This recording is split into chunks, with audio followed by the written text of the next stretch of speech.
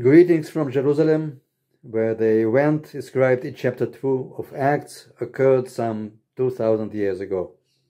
The book of Acts tells that the apostles and others gathered to celebrate Pentecost, or Szawuot, weeks, a core Jewish holiday occurring 7 weeks after the Passover.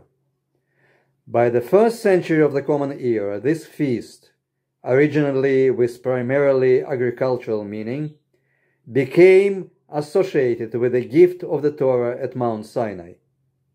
In rabbinic tradition, the Sinai revelation was portrayed as delivered in a number of languages, to be potentially comprehensible for various peoples, and as accompanied by heavenly fire.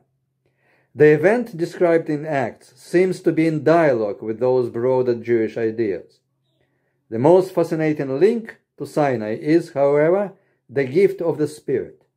In the Pentateuch, Moses was endowed with the spirit of prophecy, and a modicum of that spirit was also granted to some other leaders of the people.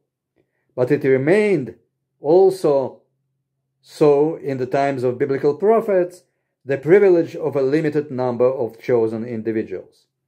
Yet the hope was expressed by Moses himself as well as by later prophets that in the end of days all will receive the Spirit.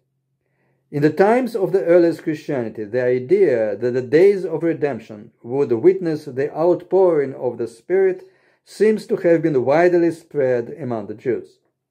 This is reflected both in the Qumranic rule of the community and in the Mishnah. In the Mishnah, the reception of the Holy Spirit directly precedes general resurrection of the redemption scenario. Thus, the book of Acts embraces those Jewish ideas of broader circulation, but differs from them in its belief that this new era has already started, with the new revelation, if you wish, a new Sinai, proclaiming with the power of Spirit Jesus' resurrection and Messiahship. Another motif reflecting Jewish perceptions of the end of days redemption, featuring here in the book of Acts, is the ingathering of exiles. In its fascinating modification, however, the pilgrims are to go back and bring the Jesus-centered message to all the diasporas. The Pentecost ingathering includes Jews only and converts to Judaism. The presence of converts, or maybe more exactly non-Jews who were attracted to Judaism, is important here. Further on in the book of Acts, we will read about such people attending Sabbath services in the diaspora synagogues, where they encountered Paul's preaching and became Jesus' followers.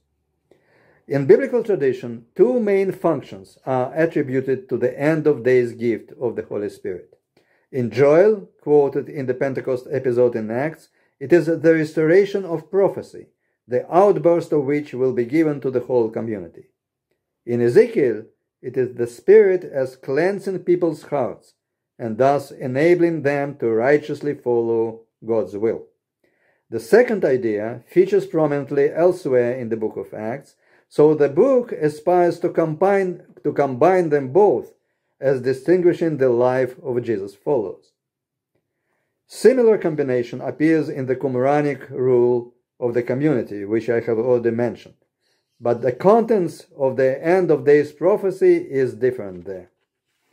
Aware of the postponement of the final redemption, Paul in his epistles would gradually shift the emphasis from prophetic and/or ecstatic phenomena, like in Joel, to Ezekiel's cleansing effect of the Spirit, that finally grants the ability to truly love God and fulfill His great commandment from Leviticus 19 of loving your neighbor as yourself.